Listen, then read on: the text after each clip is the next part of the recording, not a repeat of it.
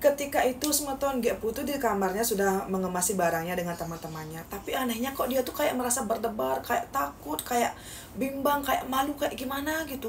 Karena Gek Putu kan merasa ya, selama Gek Putu berada di rumah itu, semua orang bersikap sangat baik dan juga menyayangi dia. Kok bisa-bisanya dia melakukan hal seperti itu? Nah, sebenarnya di malam itu Gek Putu ingin mengaku kepada Gek Ketut apa yang terjadi. Tapi saat jam 8 malam, ketika itu Gek Putu kan mau bercerita kepada Gek Ketut apa yang dia lakukan tadi kan. Nah, tiba-tiba dia mendengar teriakan dari kakak iparnya si Gek Ketut. Saat mereka berlari menuju ke kamar kakak iparnya si Gek Ketut, ternyata ya ponakannya si Gek Ketut ini kembali lagi kehilangan gigi yang di depan. Dan ketika itu ponakannya menangis.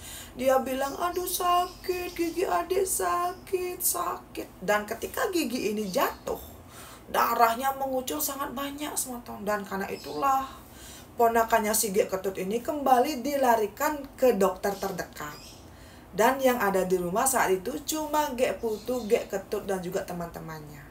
Hampir semua penghuni rumah ikut dengan ponakannya si Gek Ketut ini untuk mengantarkan dia ke dokter terdekat. Dan menurut Gek Ketut semeton, jarak dokter terdekat yang ada di desanya itu lumayan jauh, apalagi di malam itu sedang hujan gerimis dan juga berkabut. Nah, di sana Gek Putu benar-benar merasa sangat menyesal. Kenapa kok dia tuh pengkung sinduk? Nah, karena Gek Putu merasa sangat takut, dia pun tidak jadi memberitahu apa yang sudah dia lakukan kepada Gek Ketut. Di malam itu semeton, mereka berempat pun tidur di kamar yang sama. Hujan turun sangat deras semeton, dan engken keadaan unduk ya. Rumahnya si Gek Ketut ini kan lumayan besar, halamannya juga sangat besar. Ketika itu Gek Putu tiba-tiba ingin buang air kecil. Kebetulan di rumahnya Gek Putu ini ada 2 toilet, toilet dalam dan juga toilet luar. Ketika itu Gek Putu berjalan sendiri ke dalam toilet.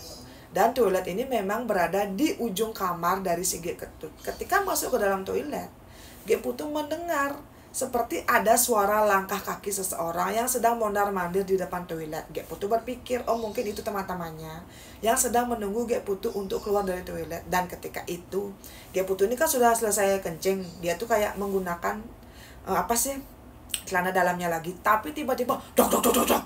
Dok, dok, dok, dok. Terdengar suara orang yang sedang menggedor pintu toilet dari luar. Gek Putu berteriak, siapa? Nah, ada suara anak kecil yang menjawab, cepetan, cepetan, adik mau pipis. Nah, Gek Putu berpikir, oh mungkin ponakannya si Gek Ketut sudah datang. Dan dia pun sepan-sepan keluar dari kamar mandi. Ketika si Gek Putu membuka kamar mandi, boom! Tidak ada siapapun. Yang terlihat hanya di depan toilet ini kan ada keset. Nah, di samping keset ini terlihat ada jejak kaki kecil. Dan jejak kaki itu kayak berair dan berlumpur, terlihat sedang mondar-mandir di depan toilet. Dan ketika itu sebentar, Gek Putu mulai merasa merinding. Sebelah kiri dan kanan ini kan cuma tembok. Dan di depan matanya Gek Putu itu ada pintu keluar. Belah kiri dari tembok toilet ini adalah kamarnya si Gek Ketut dan juga kamar orang tuanya. Di sebelah kanan adalah 2 kamar kakak laki-lakinya si Gek Ketut yang memang sedang merantau ke kota Denpasar. Ketika itu, di sebelah kiri kan otomatis cuma tembok kosong ya. Gek Putu kok merasa ada seseorang yang meniup kuping sebelah kirinya si Gek Putu.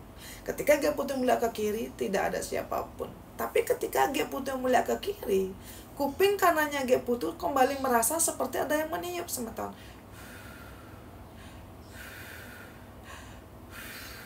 Boom! Ketika Gek Putu merasakan ada seseorang yang meniup kuping sebelah kanan, Gek Putu pun menoleh ke sebelah kanan dan tentu saja tidak ada apapun. Tapi tangan kanannya Gek Putu yang dari tadi tuh kayak merinding disco, kok merasa tuh kayak basah sekali. Gimana aja seperti ada tangan anak kecil yang memegang tangannya. Ketika Gek Putu melihat ke bawah, ternyata di bawah ada ponakannya Gek Ketut. Badannya itu basah berisikan lumpur, dengan gigi depan yang semuanya tanggal, sedang memegang tangannya Gek Putu. Dan karena itulah semeton, badannya Gek Putu langsung kaku, gemeteran, dan dia tidak bisa bergerak sama sekali. Di posisi itu sebenarnya Ge Putu tuh ingin sekali berteriak minta tolong dan juga berlari dari sana. Tapi mungkin karena Ge Putu itu sudah kadang sangat takut, dia cuma berdiri sambil gemetaran. Dan saat itu ponakannya si Ge Ketut yang dalam keadaan seperti itu malah bilang, "Kenapa? Kok mau Ge tega? Kenapa?" Blang!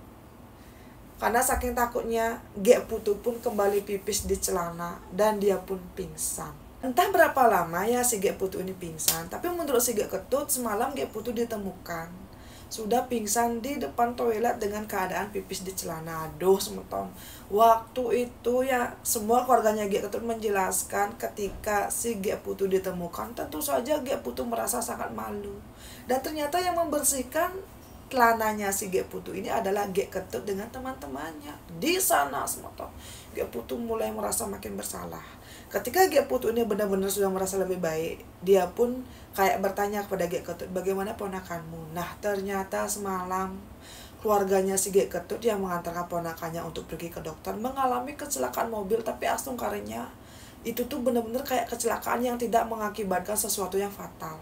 Keluarganya Ge Ketut ini cuma mengalami kayak luka lecet sedikit, dan karena mereka ini kayak mobilnya tidak bisa hidup, mereka pun keluar dari mobil menggunakan jas hujan, berjalan sejauh 1/2 kilo dari tempat mereka kecelakaan mobil menuju pulang ke rumah. Dan ketika mereka tiba di rumah, badan mereka sudah basah, dipenuhi dengan lumpur dan juga air hujan. Karena kan jalan di tempat mereka ini yang dilewati itu kan masih jalan tanah. Nah, di sana semeton, Ge Putu bertanya, "Bagaimana dengan keponakanmu?" Menurut Ge Ketut, saat itu ya ponakannya Ge Ketut sedang demam tinggi. Karena ya dokter juga tidak tahu apa penyebab giginya bisa tanggal bersamaan. Dan kenapa kok bisa serapuh itu? Nah, karena inilah semeton. Akhirnya, karena Ge Putu tidak bisa lagi menahan rasa takut, rasa malu, dan juga rasa bersalah, Ge Putu menceritakan apa yang sudah dia lakukan kepada Ge Ketut dan juga keluarganya. Ketika Ge Ketut mendengar ini, dia benar-benar marah sampai memukul kepalanya Ge Putu.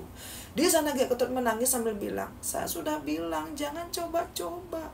Kenapa kamu berani sekali? Kamu tega melihat ponakan saya seperti itu?" Dan ketika itu Ge Ketut yakin sekali, pasti ponakannya ini terkena sempengot yang memang dipasang oleh yang punya perkebunan tersebut. Orang tuanya Ge Ketut ya yang mendengar apa yang sudah dilakukan oleh Ge Putu, raut wajah mereka yang tadinya ramah, terlihat sangat sopan dan juga menyayangi Ge Putu, tiba-tiba berubah langsung judes dan meminta Ge Putu untuk pulang di hari itu juga. Ge Putu meminta maaf kepada Ge Ketut dan juga kepada keluarganya, tapi dengan senyuman orang tuanya Ge Ketut bilang, "Kamu pulang sekarang juga, biar anak saya mengantarkan kamu sampai di jalan raya besar. Dan setelah itu silakan kamu pulang sendiri." Boom! Melihat sopan santun keluarganya Ge Ketut yang berbicara dengan nada seperti itu, bahkan ketika Ge Putu ketahuan sudah berbuat seperti itu, Ge Putu merasa sangat malu, menyesal, dan merasa sangat bersalah. Setelah Ge Putu menyiapkan semua barang-barangnya, Ge Putu pun pulang dengan Ge Kade dan Ge Komang. Di perjalanan Ge Putu benar-benar kayak ya malu, ya sedih, ya marah, ya kecewa, ya menyesal. Kenapa dia melakukan hal seperti itu? Setelah dia tiba di rumah ya, berkali-kali Ge Putu menelpon Ge Ketut, tapi Ge Ketut tidak pernah mau mengangkat telepon dari dia. Bahkan sementara hubungannya Ge Putu dengan Ge Kade dan Ge Komang sampai renggang sampai detik ini. Karena seolah-olah Ge Putu dan juga Ge Kade dan Ge Komang ini kayak ada sesuatu tapi ya tidak pernah dijelaskan entah itu apa. Setelah Ge Putu ini kembali bekerja ya, Ge Putu mendengar kalau sepertinya Ge Ketut ini mengundurkan diri dari tempat mereka bekerja dan mencari pekerjaan yang berbeda di kota yang berbeda. Dan ketika itu Ge Putu benar-benar menyesal. Saat dia ini ingin cerita kepada Ge Kade dan Ge Komang, engken kaden unduke, Ge Kade dan Ge Komang juga kayak menjaga jarak dari Ge Putu. Setelah hari itu, semua hubungannya Ge Putu dengan ketiga sahabatnya ini benar-benar terputus. Mereka tidak pernah lagi mengobrol, tidak pernah lagi bertemu, dan Ge Putu merasa sangat menyesal.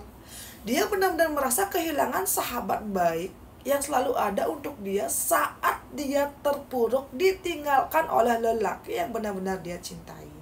Nah, beberapa bulan kemudian berlalu, Gek Putu mendengar kalau Gek Ketut ini menikah dan asungkaranya semeton. Ponakannya Gek Ketut sudah mulai sehat dan waktu itu Gek Putu tuh kayak berkali-kali berusaha menghubungi ketiga sahabatnya ini, tapi mereka tidak pernah merespon sampai detik ini. Dan inilah cerita dari Gek Putu tentang keisengan yang dia lakukan di masa lalu, yang hampir saja membuat ponakan dari sahabatnya terkena musibah yang tidak bisa dielakkan. Dan lewat video ini Gek Putu ingin menitipkan sesuatu untuk ketiga sahabatnya, Gek Kadek, Gek Komang, dan Gek Ketut. Sebelumnya Gek Putu ingin meminta maaf kalau di masa lalu dia benar-benar kekanak-kanakan dan egois. Tapi percayalah, dia benar-benar menyesal dan tolong hubungi dia lagi. Karena sampai detik ini Gek Putu tuh kayak benar-benar tidak bisa menerima kenyataan kalau kenapa kok ketiga sahabat yang sangat penting untuk dia ini malah menghilang dan tidak mau lagi bergaul dengan dia.